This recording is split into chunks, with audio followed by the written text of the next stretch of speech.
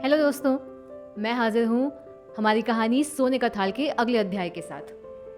अब तक की कहानी में हमने जाना कि किस तरह से रोशन आरा, जो कि मुगल बादशाह औरंगज़ेब की बहन है, वो औरंगज़ेब को मारना चाहती है ताकि वो दिल्ली के तख्त पर खुद बैठ सके। वहीं औरंगज़ेब की पत्नी नवाब बाई कुमार छत्रसाल से उनके प्राणों की रक्षा की प्रार्थना कर रही हैं। आगे अध्याय पाकीज़ा। रात अधिक बीत चुकी थी। रंग महल का कोलाहल अब शांत होने लगा था, परंतु शहजादी रोशन आरा के गुप्त कक्ष में अभी बहुत सरगर्मी थी। इस समय रोशन आरा अपने सब आमोद प्रमोदों को भुलाकर एक गुप्त मंत्रणा में लीन थी। एक मसनद के सहारे वह उठंग कर बैठी हुई थी।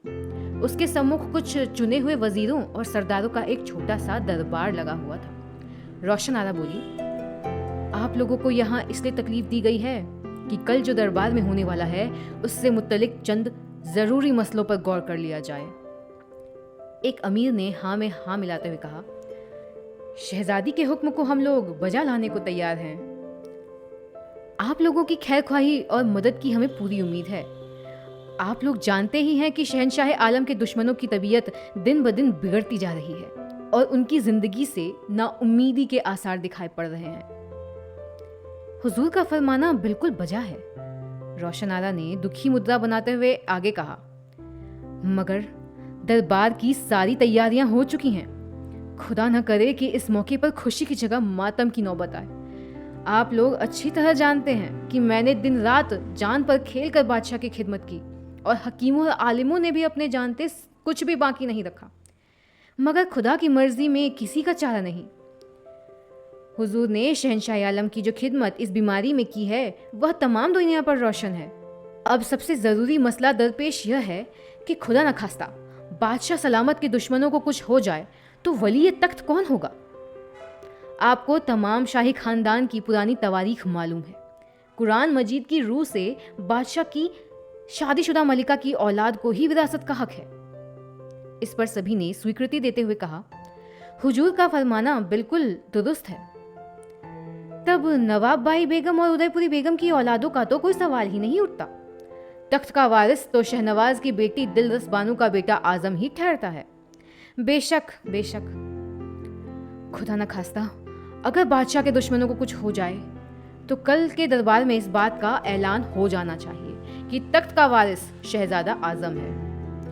हुजूर का फरमाना बिल्कुल सही है, और चूंकि शहजादा अभी बच्चा है इसलिए जब तक वह बालिग ना हो जाए सल्तनत का इंतजाम आप लोगों की मदद से मैं करती रहूंगी। हुजूर का ख्याल निहायती पाकीज़ा है। रोशन आरा ने अपना जाल समेटते हुए दरबारियों का शुक्रिया करते हुए कहा, बस इसी मामूली सी बात के लिए मैंने आप लोगों को तकलीफ दी थी, मगर यह याद रहे कि दरबार में कुछ लोग नमक हराम हैं और मुमकिन है कि वे दगा करें या झंझट खड़ा कर दें। उनको दबाने के लिए फौज मुस्तैद रहनी चाहिए। आप लोग मुस्तैदी से अपने अपने कामों को अंजाम दीजिए और याद रखिए कि मैं अपने फरमाबरदार बंदों की जिस फैयाजी से परवरिश करती हूँ उतनी ही सख्ती से दुश्मनों को कुचल भी डालती हूँ। हम सब हुजूर शहजादी के बंदे और गुलाम हैं। यह कहकर और कोनिर्श कर सबने वहां से विदा ली। रोशन आरा संतोष की सांस लेकर मसनद पर लुढ़क गई। उसने ताली बजाई। बांदी के हाजिर होने पर उसने आज्ञा दी, अब ला शिराजी दे।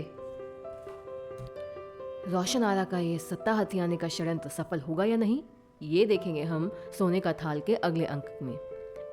तब तक के लिए हमसे जुड़े रहें और अगर कहानी अच्छी लग रही है तो लाइक एंड शेयर करें। नोटिफिकेशंस के लिए सब्सक्राइब करें, इससे हमें मोटिवेशन मिलता है। धन्यवाद।